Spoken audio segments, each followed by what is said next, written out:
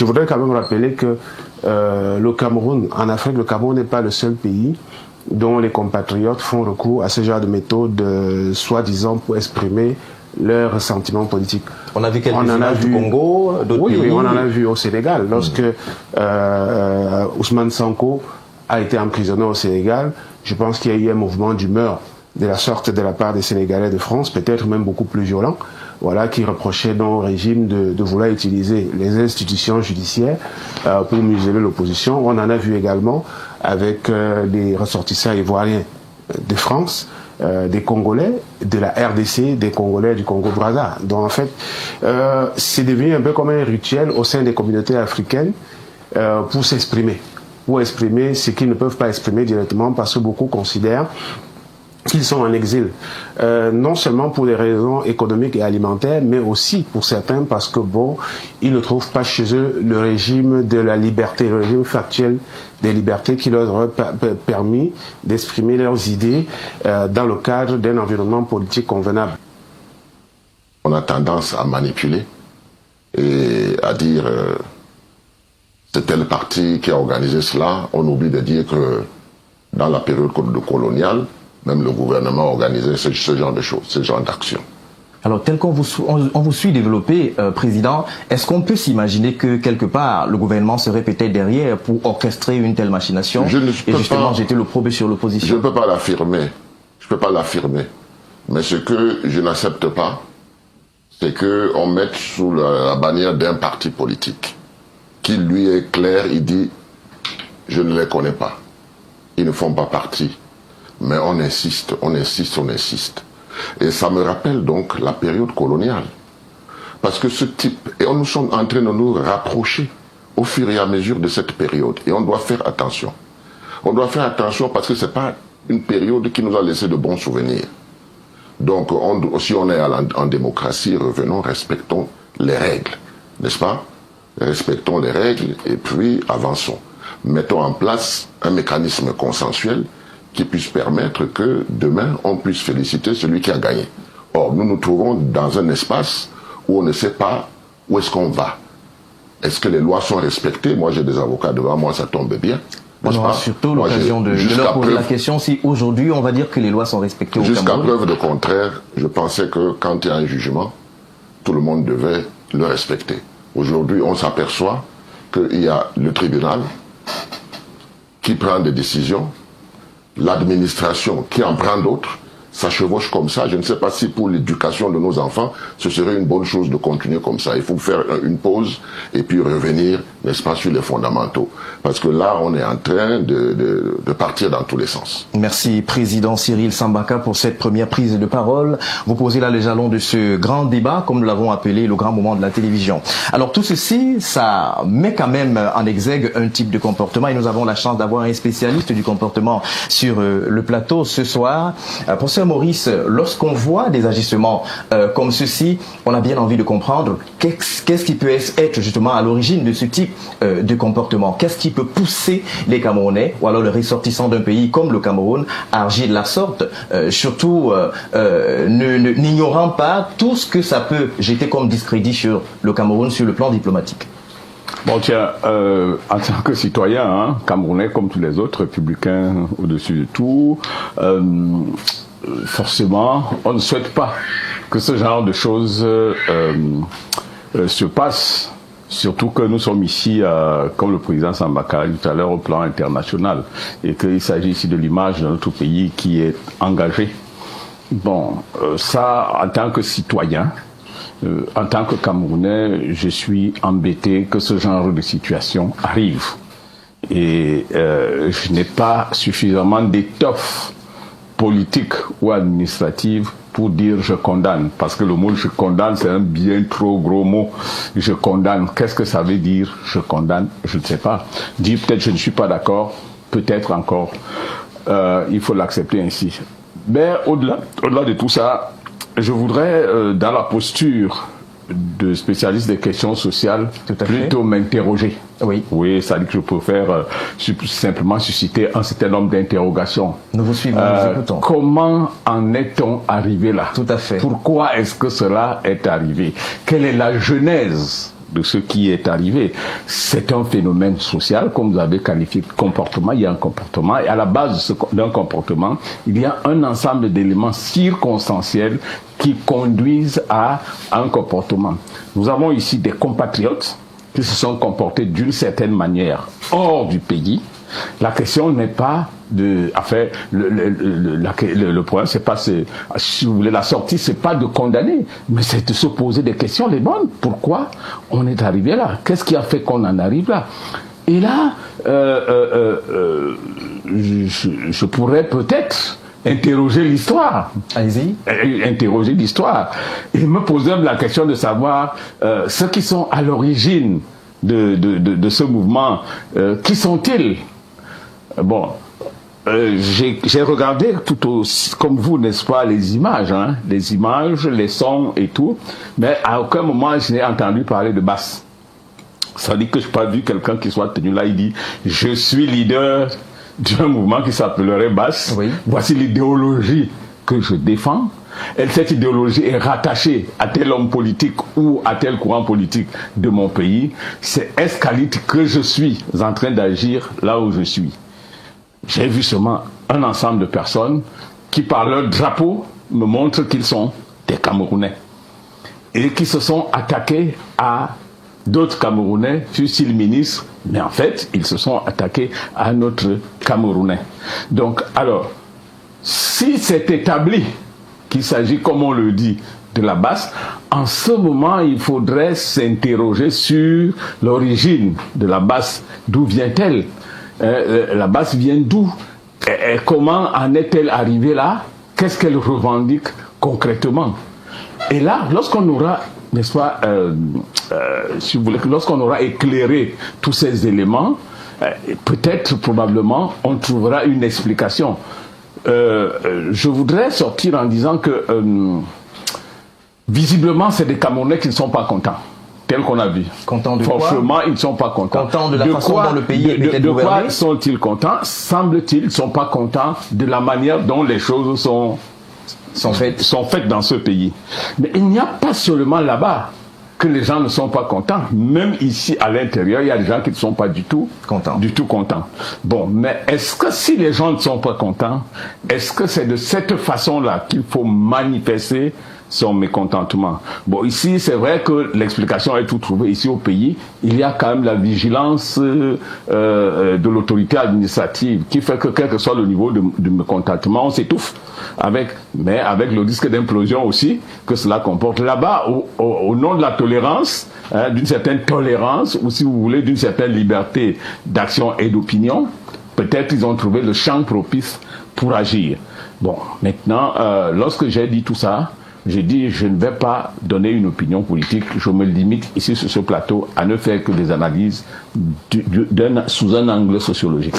Mais Désiré Sikati, nous avons la chance de vous avoir, comme nous l'avons dit. Alors on parle entre autres d'une certaine frustration qui prend justement des proportions dans notre pays et qui amène justement les jeunes à partir du pays pour peut-être aller se battre ailleurs. Mais justement, si on revient sur ce cas que nous avons vu en image, notamment cette violence sur un ministre, quelques panélistes ici ont apporté quelques bribes d'explications. Mais nous voulons savoir, lorsque des officiels camerounais sont attaqués, par exemple, à l'extérieur, que dit par exemple le droit international sur ces cas-là? C'est vrai que bon nombre de personnes poseraient aussi la question de savoir que font les officiels camerounais pour la protection des Camerounais. Mais on reste sur notamment le plan du droit. Est-ce que ces pays qui hébergent nos officiels pourraient peut-être rendre des comptes au Cameroun?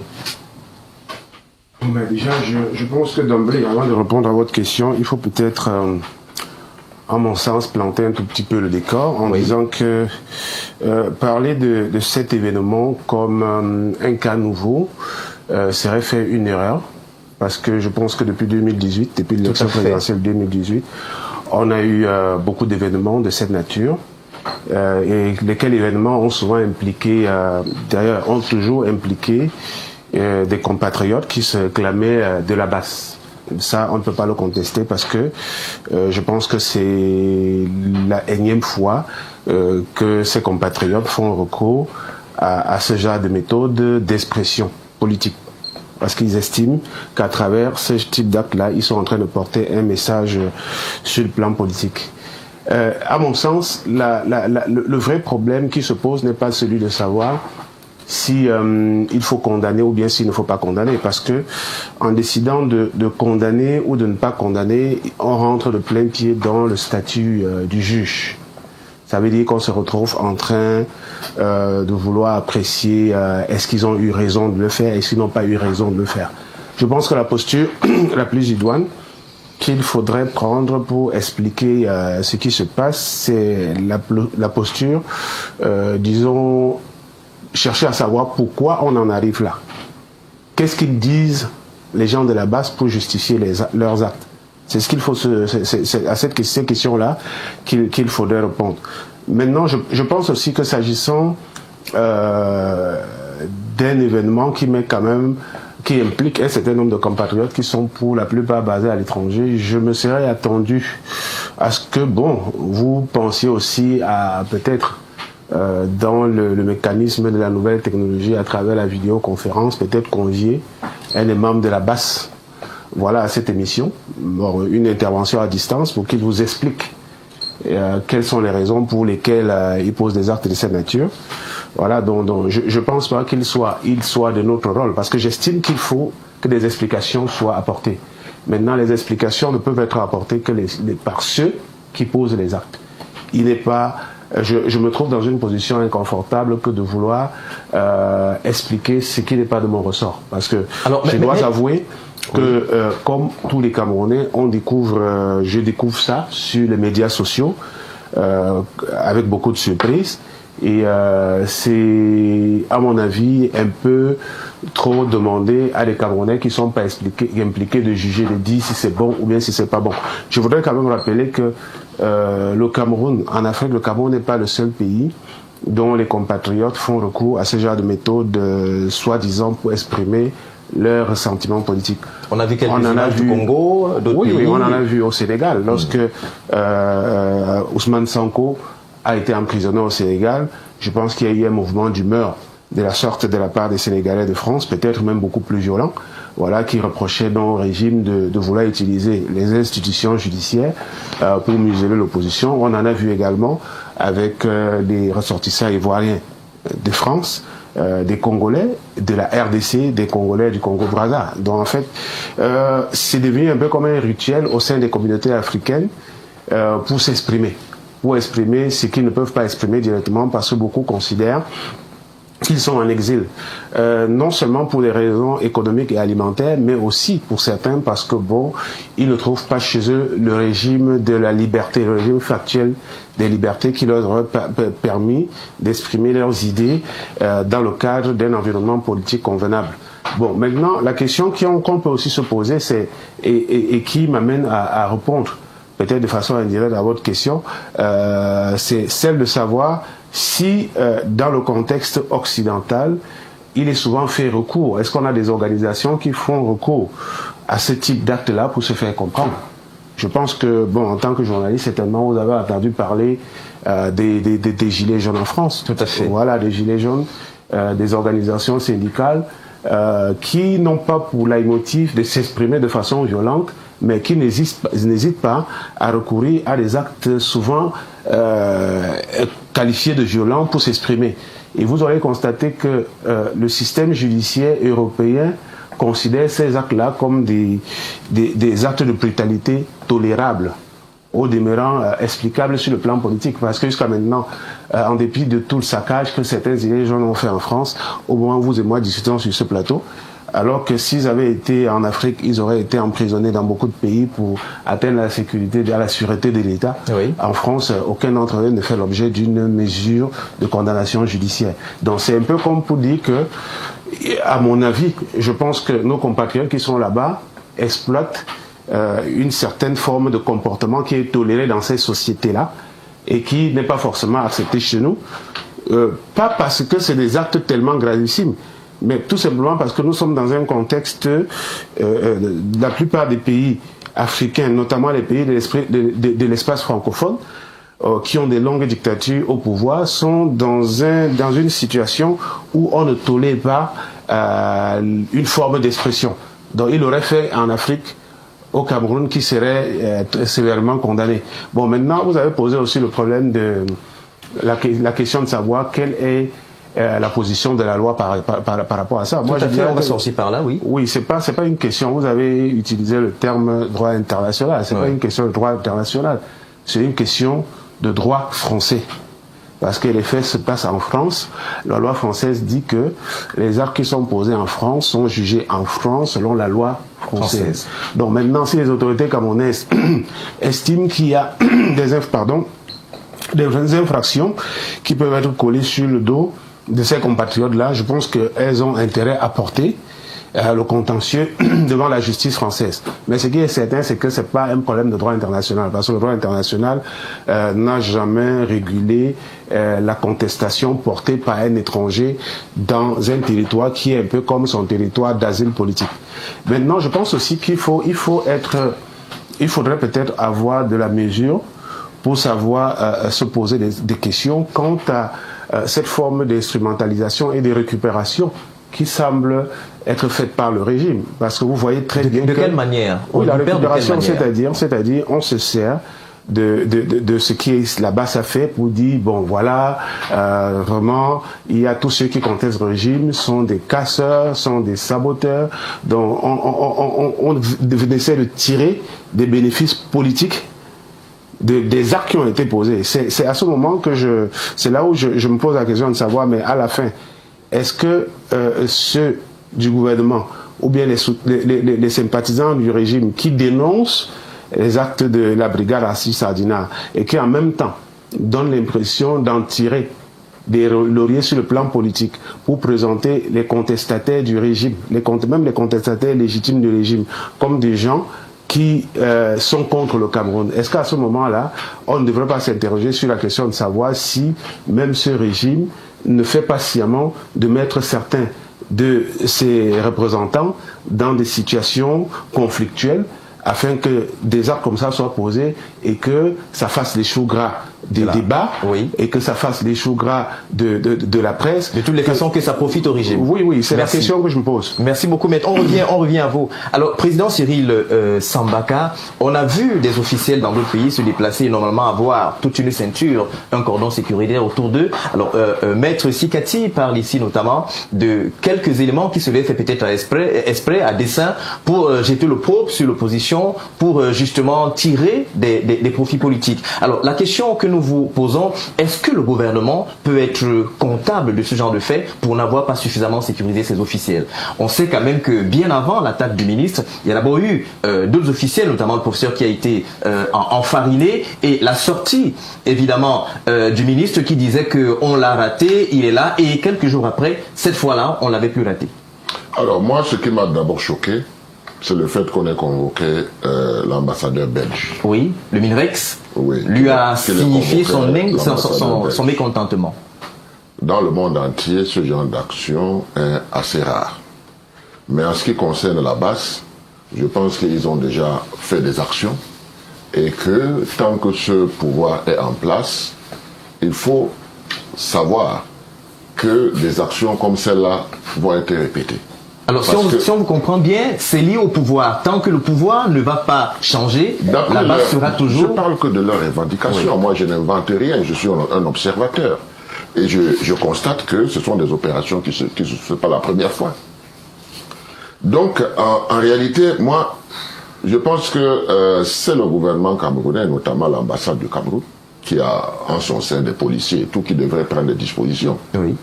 Bon, je ne pense pas qu'un pays comme la Belgique avait prévu qu'une chose pareille peut arriver. Si, ma foi, l'ambassadeur et son personnel avaient prévenu la police, forcément que la police aurait sécurisé l'endroit. Et vous voyez que ce n'était pas à l'ambassade, c'était dans un hôtel. Et cet hôtel n'était pas fermé parce qu'il y avait une conférence. L'hôtel était ouvert. Donc c'était à eux de prendre des dispositions de sécurité. C'est-à-dire à l'ambassade du Cameroun, de tout faire pour prendre des dispositions ou de demander un renfort discret pour que une opération comme celle-là ne puisse pas se... Mais quand on appelle l'ambassadeur de Belgique pour lui remonter les bretelles, moi ça me surprend.